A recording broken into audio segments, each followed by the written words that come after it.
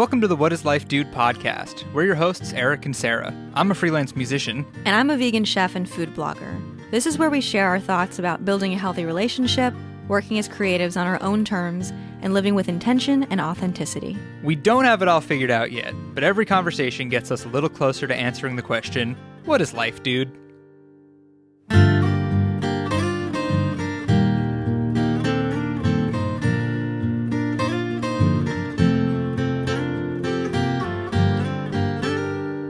Hello, and welcome back to the What is Life Dude podcast, everybody. We are Eric and Sarah. Greetings. I figured I would start saying my name first because I'm the one saying it. So today is Thursday. This episode is one singular day late. We've had a weird, busy week. Well, it's been the entire season, I think. Basically, since we moved here in October, I had signed on for a bunch of projects over the holidays and then leading into the new year. And I just finished the last of those projects. I guess there are a couple of edits that I might have to make for them.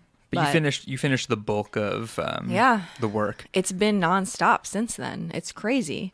Yeah, I was in there and I was helping you edit and whatnot, and I had a bunch of work of my own. It's weird. It kind of just created the topic of today's episode.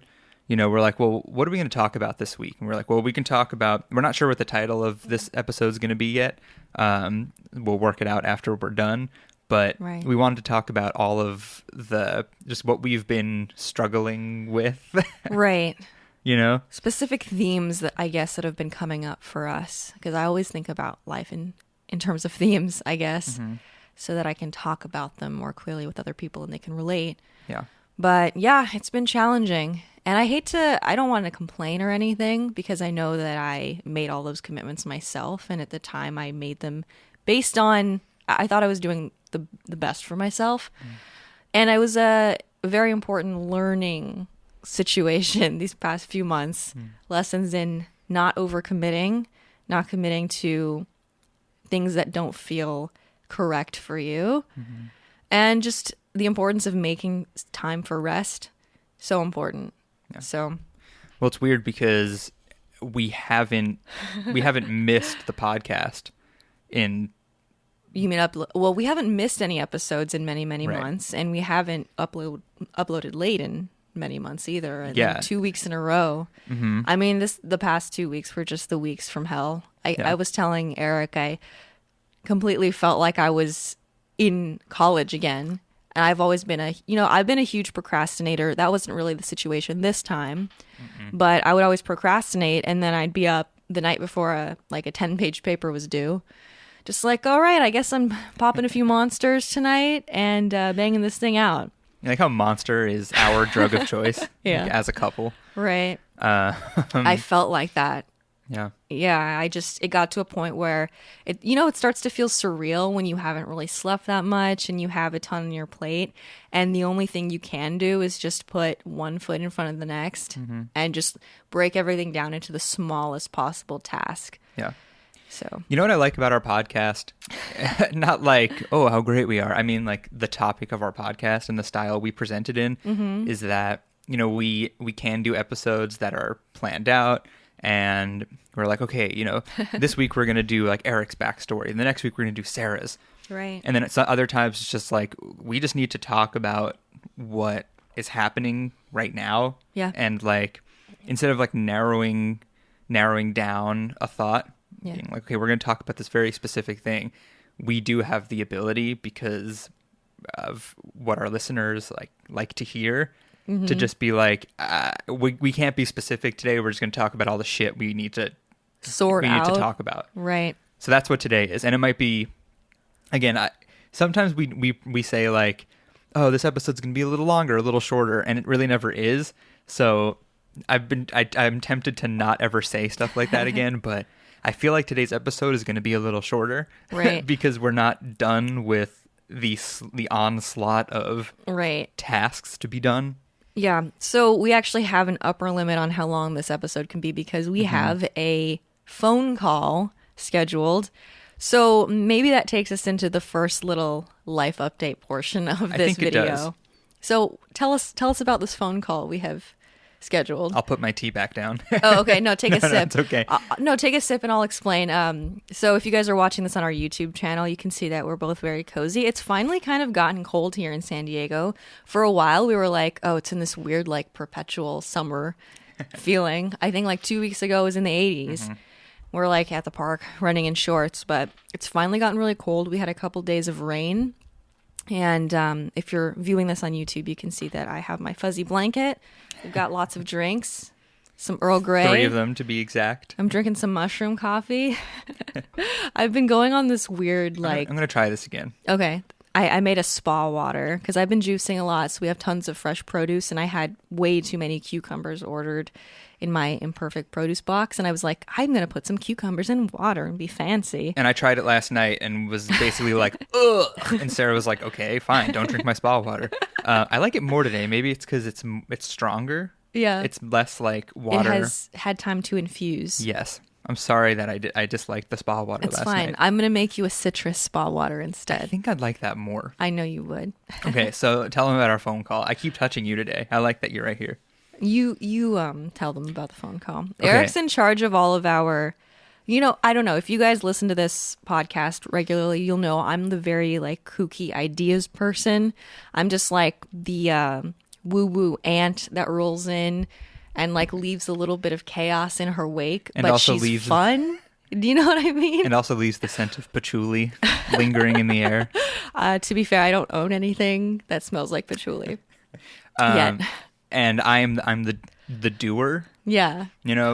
Like Sarah was stressing over the projects that she had to do in the last few days, and I was like, let me edit them. And Sarah's like, no, I can do it. Like I can do blah, blah. And I'm like, give me your hard drive. I will edit your videos. And Sarah's like, okay. And I kind of just like forced her to do it. And then she was like, oh, you saved me hours and hours of work. He really came through at the right time. I really just tooted my own horn there, didn't I? Okay, the phone call. Where it's been a long few days, as you can tell. Yeah. So this phone call, we're doing a remote tour of a condo that we will potentially move into. So our plan all along when we moved to San Diego was to stay for about 6 months. Mm-hmm. So we moved at the beginning of October, so 6 months is the beginning of March. Or to stay 6 months with my family. Mm-hmm. So we could pay less rent. I feel like Eric has mentioned this. You haven't mentioned this on the podcast, but I feel like when we've told people, oh, we're staying with Sarah's family, they're like, oh, sweet. It's nice not having to pay rent. And we're like, we do pay rent because my aunt owns some place. So we pay rent to her, but we pay way less than we were paying in Colorado. Mm-hmm. Yeah. So it's been a nice, is reprieve the right word? Mm-hmm. Yeah. So we were going to stay with my family for a maximum of 6 months. Because, it's challenging when a lot of people are at home all day. So that's challenging. But us working from home, we were always at home anyway. So it's challenging to share space with other humans when you're literally always at home and there's no place to be alone. Yeah. But we were open to the idea of finding a place here for ourselves. And we kind of anticipated that happening. Yeah. Because, obviously it would happen. Mm-hmm. And it kind of did start coming to fruition or to reality, right? Yeah. Around the time frame we thought it was going to happen. Mm. So I think we planned it out pretty well. We were 6 months, and now that we're nearing month 5, month 6, we're like, oh, this is about the time when we're like, all right, we should move out. Yeah. Good job, us. So the question has been, where are we going to go when we move out? A few weeks ago, we talked about months ago, we talked about potentially moving to the Pacific Northwest. That was at the top of our list of contenders for a long time. Mm-hmm. It just seems so cool up there, and it seems so pretty and nice, and hip and vegan friendly. Yeah, like a cultural fit for us. Mm-hmm. And we've had people in our lives and people on the internet talk about the weather there and how it's gray and rainy and dreary. Mm-hmm. And for people with seasonal depression or just straight up normal depression, quote unquote, or even people who don't have depression, I think oftentimes will struggle with a lack of sunlight there. So yeah, that idea kind of we just kept thinking about it and talking about it, and eventually we were like, I don't know if we can we've never spent a significant amount of time there. Yeah. So we were like, is it safe to move there? What if we're both really sad? Yeah, and obviously it's really hard to go spend a couple weeks traveling to different places that you might want to move in current times. So what did we decide instead for the time being? We are thinking the answer is that we're going to move back to Colorado, which, I really struggled with accepting that I would want to do that at first. I really felt like it was, I don't know. I was feeling like I would be judged. I don't know whom by. By whom? I was going to say by whom, and I was like, whom by? I don't know who would judge me, but I don't know. I was like, we shouldn't move back to Colorado. We left there. I feel so stupid because of that. Well, it felt, I think, to us like taking a step back. And then I think we realized that what we were associating with Colorado was just the way we felt for a lot of the time when we were there, which was, if you followed us for a while, we felt very stagnated for a couple of years there. And it's interesting, a lot of the personal growth that we've experienced happened in just the months since quarantine started between then and when we moved in October, early October. And I don't know, I think we were kind of forgetting all of that and kind of pinning all of our unhappiness from when Eric was at his job outside of the house and the way I felt about my work when I was there. And we were kind of just putting that all on the state, I guess, which is, I guess it's an honest kind of human thing to do. Yeah. And if you heard us talk about leaving Colorado on the podcast, you heard us talk about like the outdoorsy vibe and, we tried hiking and camping and we don't ski and whatnot. And we've kind of realized that none of those things actually matter. And I won't speak for you, but for me personally, with my friends in Colorado, if they're like, oh, do you want to go camping? Do you want to try skiing? I feel more comfortable just saying like, no. Whereas before I would have felt pressured to like make my friends happier. But that isn't to say I won't ever try something like skiing. I tried it when I was a kid and like, maybe I will one day. But if I don't want to, I feel better about saying, no, just do it without me. And that's something I didn't really ever want to do when we lived there originally. Well, you did. You said no a lot. But no, I think that here's the important piece is that we felt that the cost that we were paying to live there, that's very influenced by the popularity of those winter sports. Like, that's why that area is growing so rapidly, I think. To live in Boulder is so expensive. Yeah. And I'm from, the Bay Area of California where it's like really, really expensive. So when I originally moved there from the Bay Area, I was like, oh, it's not too bad. But then everything kind of fell into perspective for me. And I was like, oh, well, I realized we're paying a lot to live here near Boulder where we were at the time. And we're not really taking advantage of any of the things that make this place so distinctive. So I guess one way that we've decided to kind of deal with that is by moving to a different area of Colorado that does have a much lower cost of living. So we're going to be able to get, we're going to have all of the benefits of living in Colorado, which for us was proximity to our friends, to a lot of Eric's family. His mom lives there. Yo-Yo lives there. My mom's dog. So we're going to be like an hour or so from all of that. And just getting an hour out of Boulder is enough to bring the cost way down. And it still is like a really nice place. Yeah. It's just like we wouldn't want to move back to exactly where we lived. I don't even know. I can't even put my finger on like what that feeling is.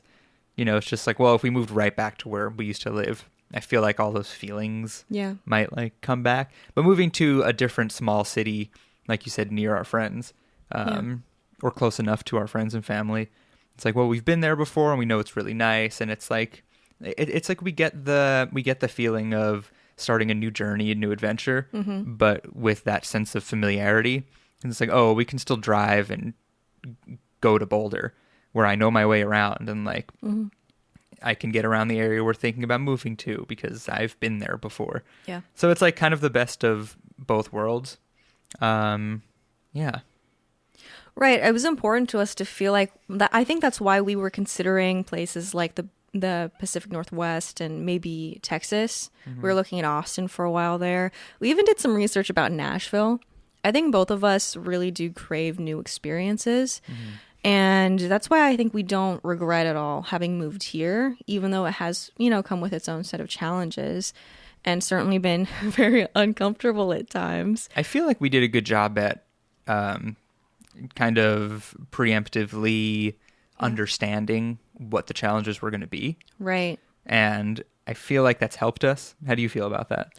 I agree. I feel like, even our decision to move here with my family, I think we were on and off about it for so long that it definitely was not a spur of the moment, like poorly thought out decision. Yeah, I think the idea came like a year before we actually moved. Yeah. Yeah. It's obviously, it's come with its struggles like we've talked about, but I think we've learned so much since being here. Yeah. I think we've really started to understand what our priorities are in the place where we live. We've talked about being in California. We had a whole episode, right? We have a whole episode about thinking about moving to the Portland area, where we talked about just how busy California is and the stress it induces for people like us to go to a busy store every day, especially during the COVID thing. Yeah.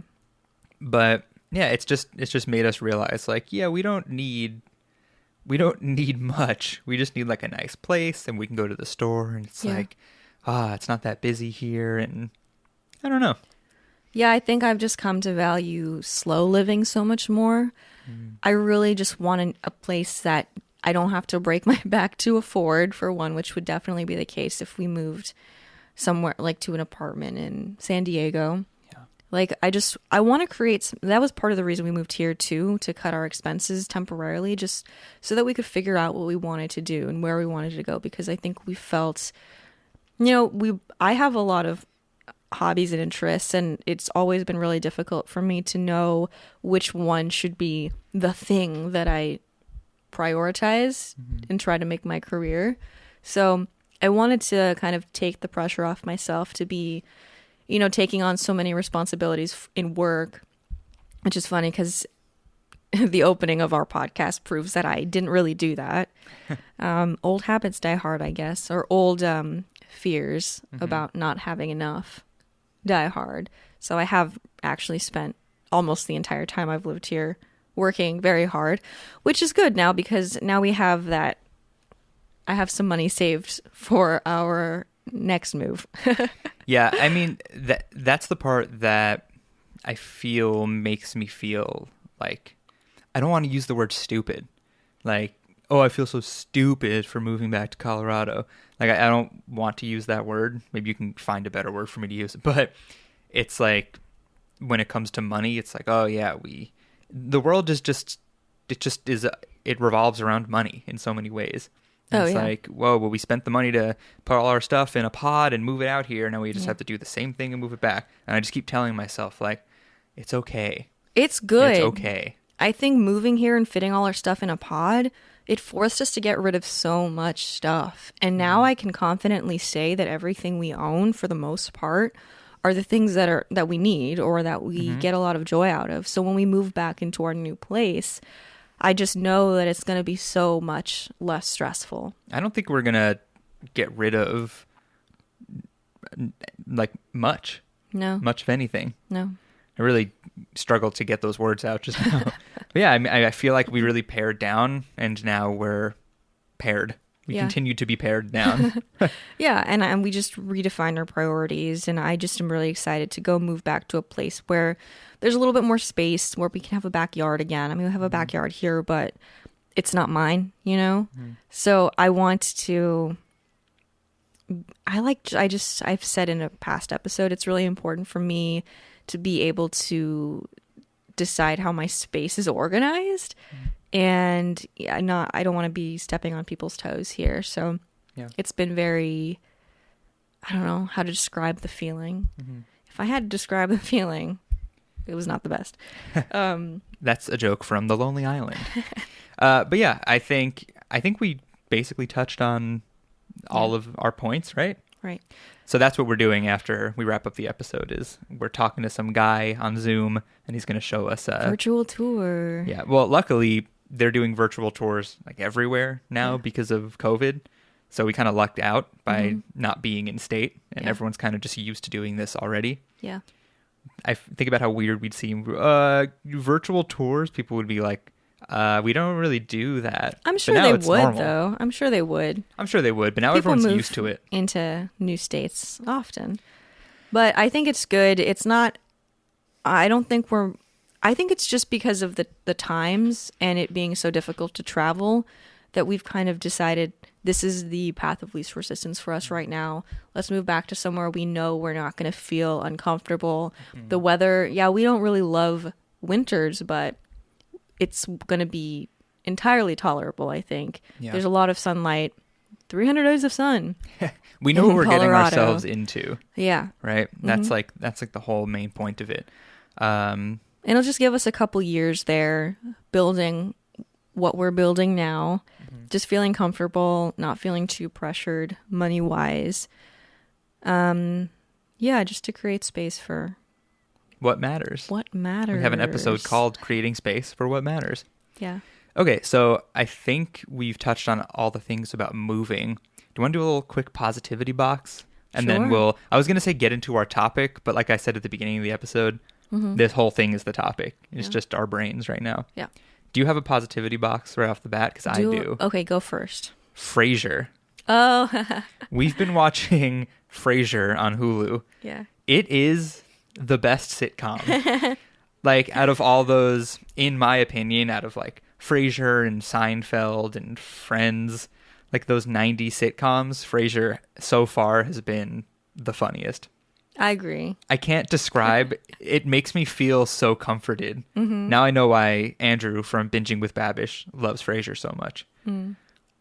Yeah, I agree. I'm quite picky with television, and I feel bad for Eric because of it, because I feel like you'd watch more series if you didn't have to also cater to my tastes.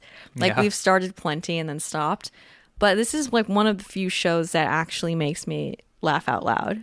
And at random points too. So the thing about Frasier, if you haven't watched it, it's like the humor is based on the two main characters who are two brothers and they're psychiatrists, and they're very like posh and pretentious. Yeah. And it's like Frasier, the main character, knows they're really pretentious and the brother doesn't. Right. And they like use this intellectual humor with each other and everyone. That's the point of it, is to be funny because they're so annoying and like smart and they use big words, but it is funny in itself too. Right. Like the things they say. Yeah, what I like about it is that it is kind of like intellectual humor, but it's not inaccessible. Like I think most people can understand it, whereas like a couple weeks back, we went through a little stint where we were watching Gilmore Girls, and they drop a lot of like obscure references in there. And I'm like, okay, well, that was supposed to be funny, I could tell, but I don't know what they're talking about. There's no laugh track in Gilmore Girls, right? No. Okay. Thank God. So there's not like a laugh track in Frasier. They filmed it in front of a live audience. I don't know if they did that throughout the entire run of the show, but it's just so weird to... The laugh track, the group of people laughing, whether it's pre-recorded or not, it really just does something to the vibe. I just wish it wouldn't be there. Well, I don't know. Do you like it? I don't like it, but I wonder if it affects how I perceive what's funny. Maybe, yeah. It's really interesting. Yeah. Yeah. What else to say about Frasier? I mean, I don't know. I just want to keep watching it. It just makes me feel so happy. It was so desperately needed, too, because we had just finished a few seasons of House of Cards, which is a very dark show. Yeah. And also the episodes are really long. of House of Cards. So they're exactly long and sad, and no one is good except for like one character. Every character in that show is pure evil. Yeah. And it was really entertaining. Also, if you're listening or watching and you're like, oh, House of Cards, you shouldn't watch House of Cards because Kevin Spacey. We know Kevin Spacey is a bad guy, but it's a show. It's a show and I wanted to watch it. So, but I understand. I know he's a bad person. Right. So we needed to switch off of that vibe and cycle in some uplifting energy, especially given what we were going through with work. Mm-hmm. I just didn't want to like be really stressed about work all day and then take, half an hour while I was eating dinner being sad anymore. Yeah. It is the thing about Frasier and any show any show that's older in any sense is that there will occasionally be a joke where you're like, oh, you can't say that now. Right. And it's just like, you can just tell how humans have evolved. I mean, I know some people haven't evolved with the times and people refuse to, I don't know, be politically correct. Yeah. Right. And like respect others wanting to be called certain things. Like there are just some sexist things, some like transphobic things, just like little things like that where you're like, oh God, you can not do that now. Eric and I will like make very slow eye contact with each other and like, yeah. Shouldn't have said that. But back then it just like was fine. Right. But I think what Frasier does a lot is they have certain characters that are those kind of over the top archetypes. Yeah, like they're the ones who said that shit you shouldn't say, and then the main characters talk about, that's not okay. They're kind of self-aware of it. But I find that interesting. Mm-hmm. Do you want to take a quick break and do the drums this time? I couldn't even begin to. Okay, I think it's time for our supporter shout out. Hi guys, we're pausing this conversation for a few moments to give a big thank you to our supporters. These are our listeners who make a monthly contribution through Anchor, which is our hosting platform. If you'd like to become a supporter as well, you can visit anchor.fm/whatislifedude and click on the support button. And if you enjoy the show, another great way to support us is by giving us a positive rating and a review on iTunes. Just takes a few moments and it helps new listeners find the podcast so we can continue to grow our community. So thank you so much to everyone who supports us in one way or another. This podcast wouldn't exist without you guys. So without further ado, shout out to our Anchor supporters: Marie Zimmerman, Alexis May Dooley, Karen BW, Inga Pfeiffer, Kevin P. Dooley, Scotty Draper, Izzy, Sarah Creighton, Dylan Schaubin, Nina Schmidt, Anna Dureka, Morgan Lassiter, Annalise, Megan Stewart, Teresa Madara, Glenn Ames, Jessica Chelgren, Jennifer, Quinn, and Samantha McIntyre. And now back to the show. Okay, so where do you want to pivot next? I feel like there are a lot of things happening, and it's just like a free form kind of thing. So let's just give like a very quick update to get people in context. Okay. Lots of things happening here. I just wrapped up all of these projects that I had through the holidays and all the new year. I don't know, like I feel like things are like opportunities trickle in with brands throughout the year. And then during the holidays, it's like bam. And then January, all the brands are like, oh, let's get on this like new year, new me kick. And then after that, it kind of drops off because then it's February and everyone's like, let's have some cake for Valentine's Day. Yeah. But so I just finished that. So I am not taking on new sponsorships unless I've already the only sponsorships I'm doing for the next 3 months are ones that I've already agreed to in my past. And it's funny because I feel like I went through this period a couple months ago, maybe right after we moved, where I was reading a bunch of finance books or listening to a bunch of finance audiobooks because I was feeling very paranoid about my situation. And I knew I want to come to California, move in with family to save a bunch of money. What habits am I going to adopt? And I feel like this one book, I forget which one it was, but it was about, I think it was called The Millionaire Next Door, and was just talking about habits of wealthy people. Is that the one we listened to on the way back from Travis's wedding? No, that was a podcast with Ramit Sethi. Sethi. Okay. Yeah. Okay. He was on the expanded podcast, which is crazy. It was like the woo-woo realm and the spiritual realm and the finance realm. Worlds colliding. Yeah. So I read The Millionaire Next Door, and he was talking about how most people who are extremely wealthy and actually, built it up themselves, didn't inherit it, are like ruthlessly like frugal, and they'll take this wasn't a really old book, so he talked about how they accepted like $100 to answer a survey or something for the book. And so I was like, okay, well, it's stupid of me to say no to any opportunities I have to make money. So that's when I bit off like way more than I could chew. And I realized it's just not worth it. So I'm done. I'm taking a break, and I'm just making inspired stuff for the next several months, which is, I think, what I just need to do. I feel like maybe it's appropriate for some people to be real go-getters and take every opportunity that's thrown at them, because they're just able to, they have more energy. They're able to churn out stuff faster. Like maybe you could pull that off. For me, it's so draining. Yeah. And I just have such a tendency to get very depressed and overwhelmed. I'm realizing now that I said, is that what we listened to on the way home from Travis's wedding, which was last June? And I'm like, wait, she listened to that book while we were here. I don't know why in my brain they were so. I wanted to put that out there, because I was wondering if any listeners would be like, she just said this and blah. Okay, I figured it out in my brain. Yeah, just wanted to throw it out there.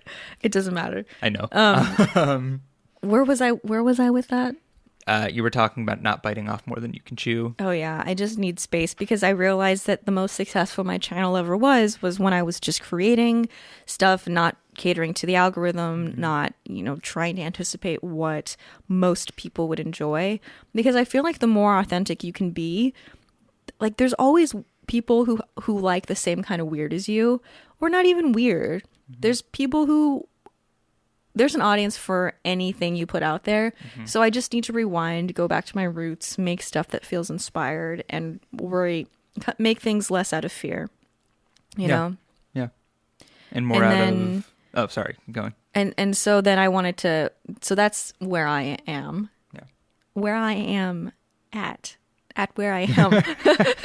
Whom? Should we say whom again? So what's up with everything that you're going through, all your new opportunities that have... Well, I was helping... I was like, do I say Sarah or do I look at Sarah and say you? I was like, which tense do I use? But I was helping you a little bit with these projects, which was really nice, actually. I love having a directive. Like, hey, do this like this. And I'm like, boom, I can get that done easily. Directive. I work really well. Give me a directive. Give me a task and I will complete it. But yeah, after the virtual remote tour we're doing after this episode, I'm teaching my first online class about music production to children. Two little babies. I'm actually, so it's this thing my sister Lauren is involved in, this company. They now, since COVID, now they do all these remote virtual classes. Just like everything, they're like after school programs just for creative things like video editing, music editing, script writing, things like that. So my sister's involved with it, and they needed someone to do a music production class. So I was like, oh, I'll do that. So I've been having a lot of phone calls and learning a lot of stuff, and I have my first class in like 2 hours. And I'm balancing being really excited and being kind of nervous about it. Listen, there are only 3 kids in my class. It's going to be me and 3 kids. But like I've been a camp counselor. I was the music counselor at my camp for a summer or 2, and we would have like groups of 30 kids come in, and I was like trying to get them excited about music, and they didn't care about music. So I know these kids that are coming into the class today actually want to be there. Right. But I'm still like, what if I do a bad job? It's going to be great. They'll love it. I'm sure they'll love it. Eric is great with kids. But I've never done it virtually is the thing I'm struggling with. Would you be less nervous if it were in person? I think I might be. But I'm sure after I do it and I realize it's not as hard as I think it's going to be, I'll feel better about it. I think you're going to excel. Thank you. I love to see how different we are in that regard, because there's just no way I could ever do anything like this. The woman who runs the programs, she asked me, she was like, "Oh yeah, we have this cooking class opening up." And I guess my sister maybe had mentioned what Sarah does for a living, and she was like, "Oh, would your girlfriend be interested in teaching that?" And I was like, "Oh, I'll ask her about it." And I think I did technically ask you about it, but I knew your answer would be no, you wouldn't want to do it. And I told her that. I was like, "Yeah, it's just not really her style." Like, I can't imagine you being on a Zoom with like 8 kids trying to teach them how to cook. Yeah. Or like, but that's fine. It's like, today I'm going to teach you how to spatchcock a chicken. Right. Yeah. It's like, I'll teach them how to cook, but everything has to be vegan. Everything has to be beans, actually. I wonder how they even do that class. Yeah. Like, all my kids are going to be using an online program that helps them record music. It's probably like home ec, where everyone is just making the same thing. Mm-hmm. And I give them a list of ingredients and materials ahead of time. And then they just show up and mirror me. Maybe if you do it and you record the Zoom call, you can upload it to your YouTube channel and monetize it. Let's monetize these children. Without their express written consent. Oh my God. But yeah, that's the new venture I'm undertaking. Yeah. Well, I think it's cool because several weeks ago, you finally considered maybe teaching guitar lessons. You were like, "I'm willing to teach." And then as soon as you put that out there, you were like, "I'm willing to be a teacher," because I know you had kind of like doubts about being qualified or whatever, or if you would even like it. And then as soon as you put that out there, this opportunity came through, which is cool, I think. I'm excited because there are other classes that are not music related that they need some teachers for. They have this class about YouTube. Like, it's called YouTube production or something. And these kids want to learn like how to be YouTubers. How to put tags in your videos. Yeah. Hot girl. Edgy guy. Yeah, blue hair. We both have this Chrome plugin on our computers that is made for YouTube, and it gives you like detailed analytics when you open a YouTube video. So we can see all the tags people use in their videos. And I, at one point, when we were uploading videos of Sarah and I would put the tag "hot girl" in it. But people do that. But yeah, I found out people actually do that. Like, not ironic. Like, I was doing it like kind of ironically, but people really do that. I wonder if it works. Yeah. What is life, dude? Hot girl. But yeah, these kids want to know how to be YouTubers, and I was saying to you, I was like, maybe if I tell them I have 1.6 thousand subscribers, they'll think I'm like a YouTube god. Yeah. God. I'm excited. I'm excited too. I mean, but this also does bring up one of the things we have been struggling with, which is that when Eric is going to be using his little corner over here, I'm going to leave the room and be floating around in the abyss of this home where there's no other place for me to be alone. Which is like, it's funny because you phrased it in such a way, but it is less of like a funny problem. Right. I mean, it's a real thing. Yeah. It's like, this is like our master bedroom. And like, we're lucky no one was living in the biggest room of the house. Yeah. And that's what we get to rent out. But it is all of our stuff, and everything is in here. Not most. I'd say I spend half and half between here and the kitchen. But I think what I realized was part of why I've been feeling very anxious and depressed is that I just don't have any time to like clear out and be alone. Which, I mean, for the first few years we lived together, you and I, Eric was gone for 8 to 10 hours each day working. And then even after he even after he started working from home, we had so many rooms in our old house. Yeah. And I would just be, bopping around, doing my own thing for part of the day. And as much as we love spending time together, I'm realizing, right, it's that key distinction between introverts and extroverts. Not that extroverts can't also find time alone very restorative, but like it's an actual need for me. Like, I'm such an introvert, and I really do recharge emotionally when I'm alone, and just not having that here has been a source of stress. Luckily, we have found that, okay, the idea of walking, I never liked walking. I never liked going on walks.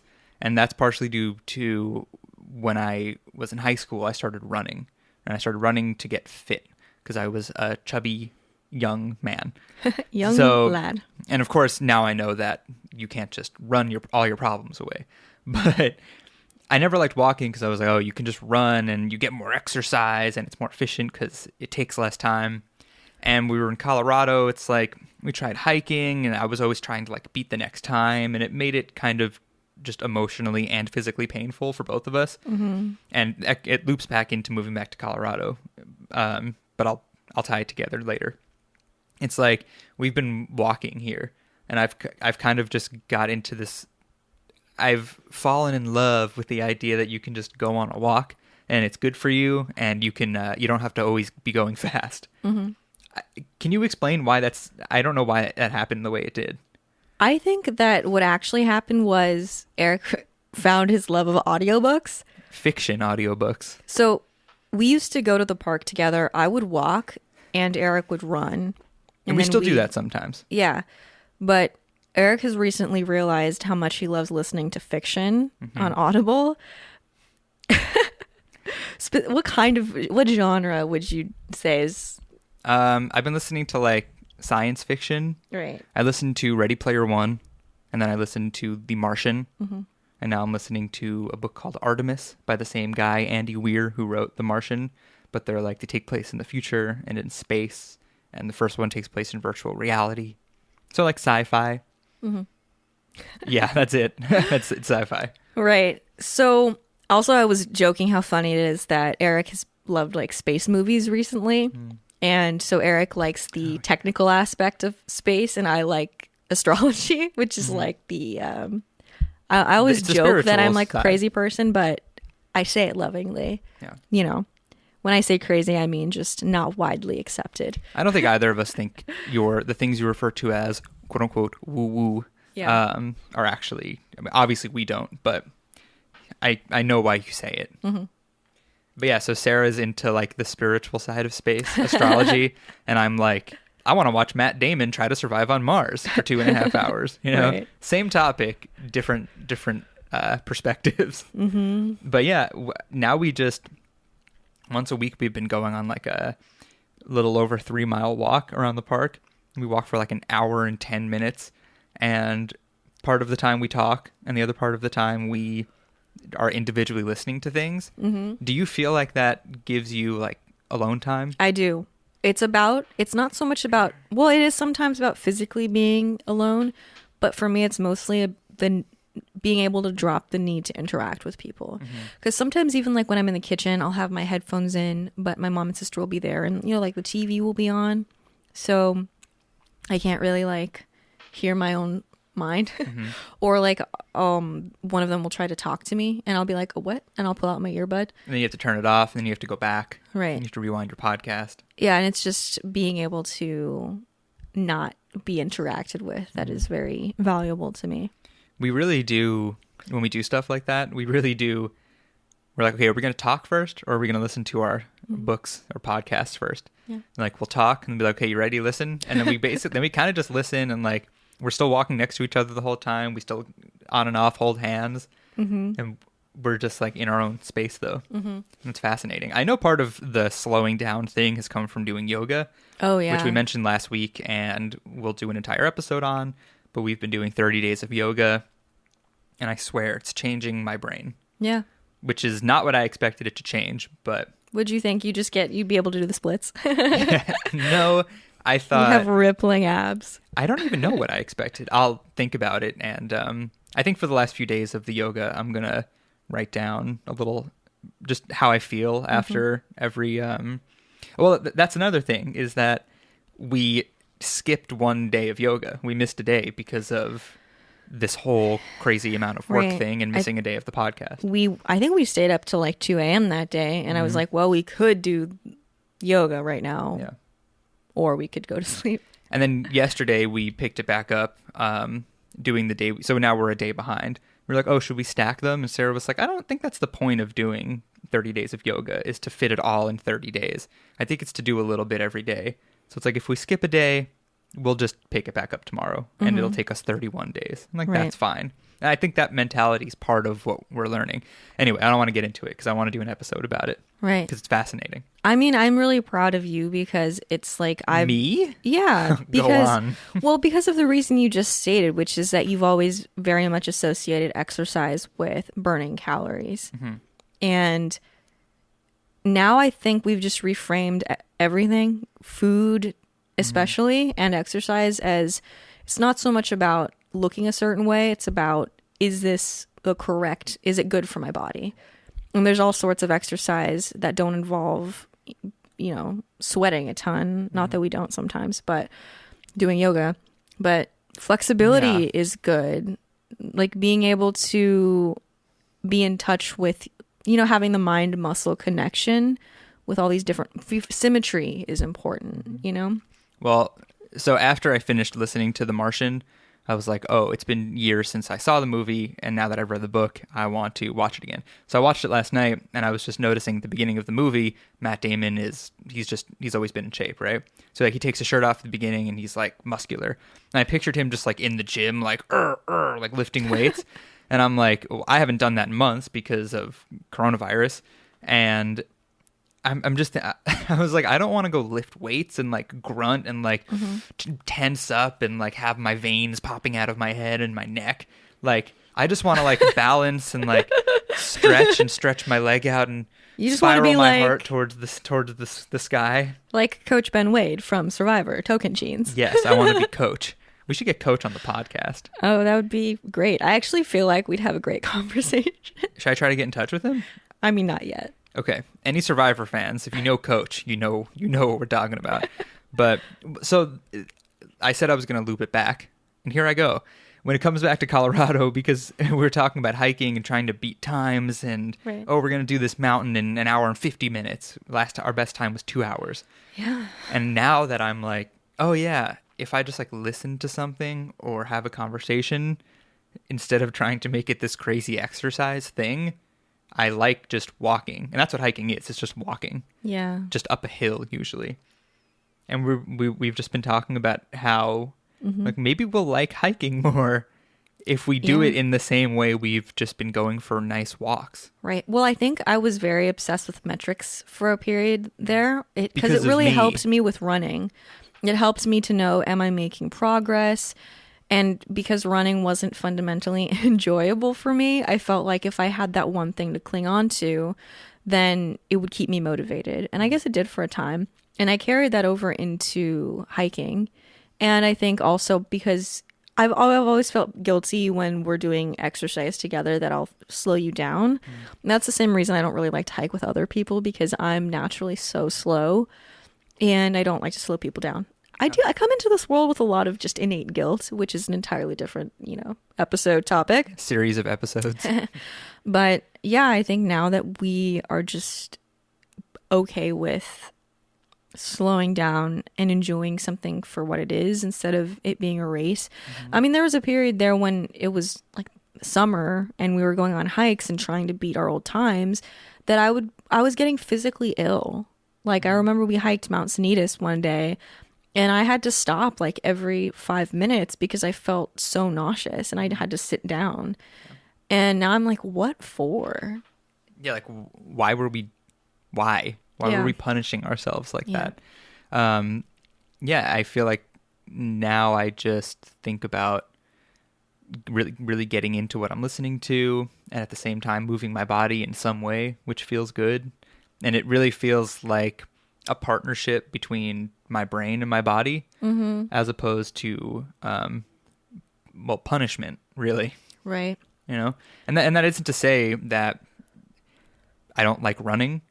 I mean, I actually haven't run it's been a week since I ran last, which is, I never take more than like 2 days off. But I was just like, my legs kind of hurt. And like not in a good way where it's like, oh, my legs are sore, I got a good workout. Like my knees and my ankles hurt. And I was like, I'm just going to stop until I want to do it again. And it's fine. Yeah. It's fine. It is such an interesting, and I'm not sure this is something that you ever really get 100% mastery over, but knowing when to have discipline and when to rest is not so easy. You know, it's the whole Joe Rogan conversation we had a couple episodes back, which is he's like, I conquer my inner bitch and I make myself go to the gym every day. Yeah. And I'm like, well, sometimes, or maybe for some personalities, that is important.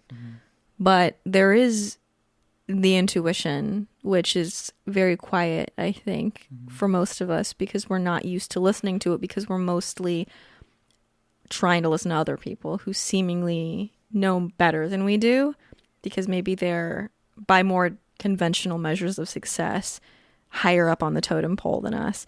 But I think each of us has an intuition that comes to us differently.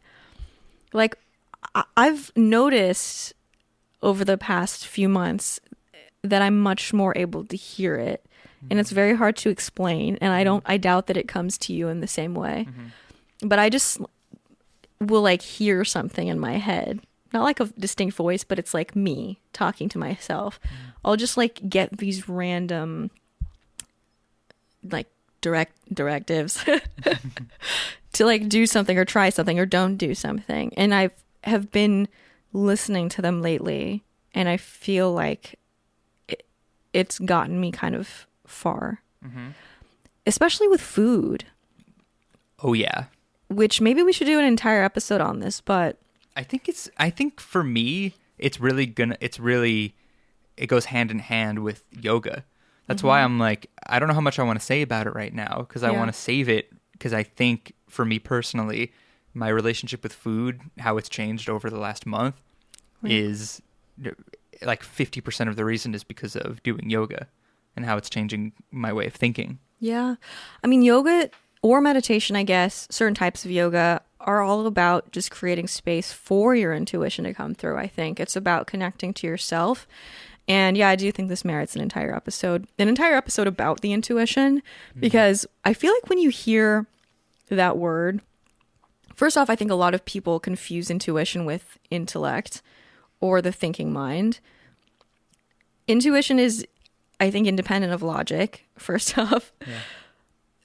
And it's something, like I said, that we have just completely suppressed. It starts when you're a kid and you're having some sort of reaction to something, and then an adult tells you that it's not the appropriate reaction. So we replace our intuition with a series of rules, and the rules are completely arbitrary. But, like, there's so much about society, so much about what we consider to be normal, that has nothing to do with, like, none of it is innate to us, which is interesting and also an entirely different topic. But it's so important. And I feel like here in San Diego, because it's been such an emotional up and down, I felt like I've learned so much, but it's been like a stressful kind of growth, if that makes sense. It's been like the growing pains kind of growth, where I've been learning a lot by like brushing up against painful experiences and saying, like, it's like reaching out and touching a hot stove and learning from that.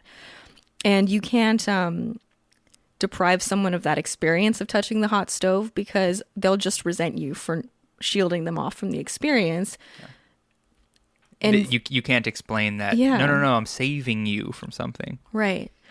So sometimes you have to come up against that yourself, and maybe sometimes you have to do it multiple times for it to really stick. And that's, I think, how I would describe in a nutshell my past 4 years of life, is just same cycle, same pain. And now I'm finally like, well, what if I just stop trying to be someone else and assume that everything my mind is telling me to some extent holds some wisdom? And I think with food and exercise, that's been it's been one of the areas I've benefited a lot from, that's easy to explain to other people. Because creativity, I think, is kind of hard to talk about in a universal way. But everyone has a relationship, I think, with food and movement.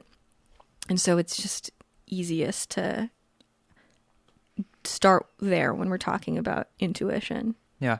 I have two things to say. One about Joe Rogan and one about our podcast, just how this episode is going. Yeah. So remind me about that. I think I'm going to start bringing my notepad to the podcast, so I can, when you're talking, I can write things down and then cross them off. Plus, it'll make me look smart. I'll wear my glasses too.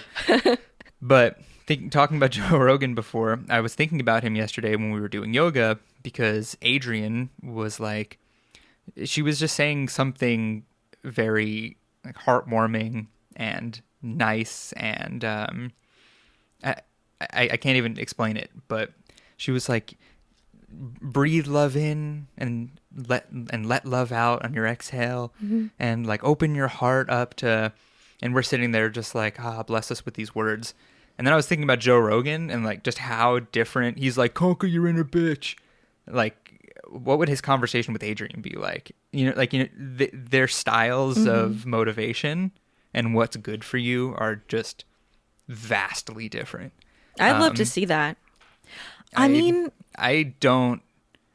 know. Yoga. Her name's Adrian. I just called her Yoga. Yoga lady. Adrian just seems so respectful, and Joe Rogan, he's hit or miss. He's kind of an ass, in my opinion. I love this idea of their juxtaposing energies, because I think what happens is sometimes you swing to one side. Like, either you are like really, I mean, Joe Rogan is like that masculine archetype, like go, go, go. And Adrian's very maternal and receptive, and neither one is wrong. I think that Joe Rogan attracts to him the people who need that energy, right? And how do you know if you need the energy? Is, does it feel good? Does it resonate? Because sometimes people need to develop that discipline.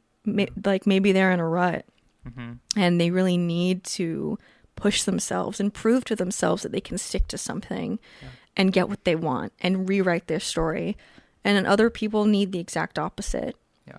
And they need to just be more receptive, because right, what was it we were talking about the other day? Oh, it was your friend Brittany, about how some things you just can't brute force into your life. So explain that. So when Sarah first planned to move to Boulder so we could live together like towards the end of 2017, she was like, oh, I'm gonna move out there.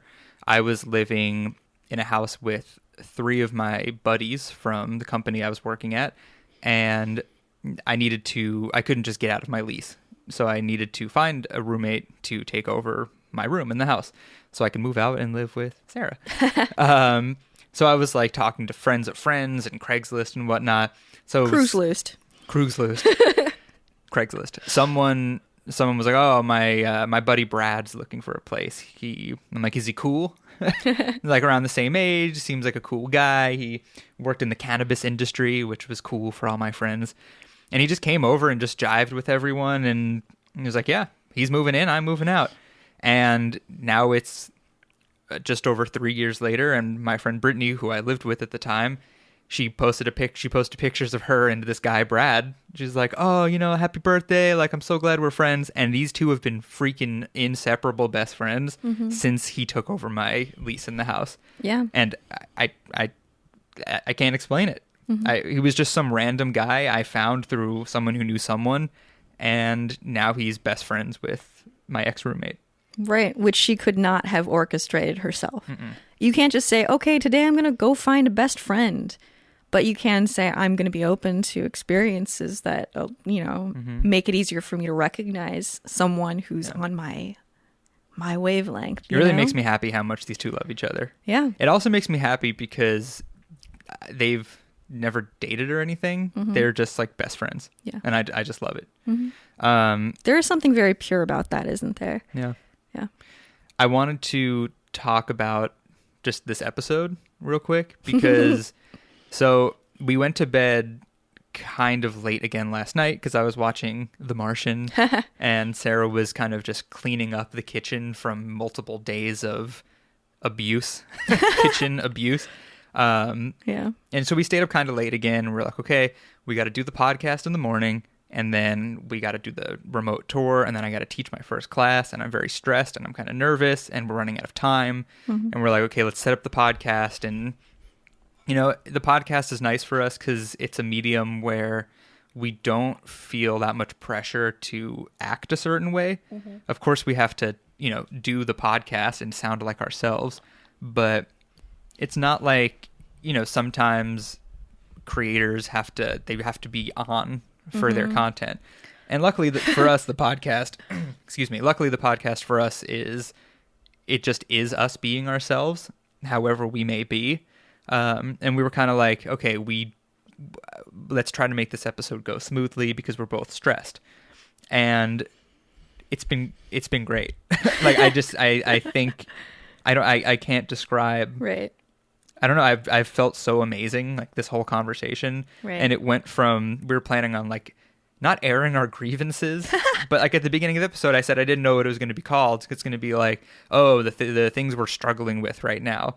But it really hasn't been that. It's been, like, kind of the things we're struggling with, and also how we're overcoming them and thinking positively about them. Do you know what I mean? I agree. I think it might be the spa water. I think it might be this. Let me take another sip and see how I feel. Let me know if you feel smarter. Okay, thanks. Let me know if your SAT score goes up. In retrospect. Yes, my SAT score went up in retrospect. Do you feel that way? Do you feel like something was lifted? I think it was a good episode. I consistently feel that as my energy rises during a conversation, the latter half of the episode is much stronger. And I'm like, well, damn it. Should we just from now on set everything up, start having a conversation, and then as soon as my brain turns on, then we start recording? But it's okay because, the whole podcast itself is an evolution of us and us just evolving and growing upward. And, like, this episode was that. It was a microcosm of that idea. Mm-hmm. Yeah. I don't know. I think it just went to a very nice place, and I'm glad we did it. Right. Yeah. Me too. Is there anything else you want to talk about? I don't want to cut it short. And that was that whole spiel I just gave was very, like, conclusive sounding, No, I think this is good. I don't know what to call it, but... Right. We'll think about that later. Yeah. I want to go make juice. Okay. I'll drink juice. Okay, in 12 minutes, we have to get on the phone with this guy. Okay. So, thank you so much for watching, for listening, and accepting us for being one day late. I told my sister, I was like, oh, I don't want to do it a day late. She's like, Eric, it'll be okay. They'll understand, and they will forgive you. Yeah. So, thank you. It shouldn't happen again, because now I have not overcommitted. Yeah. We're a little clearer now. Okay. Well, we'll talk to you guys next week. Thanks for sticking around with us. Yeah. We love you. Love you.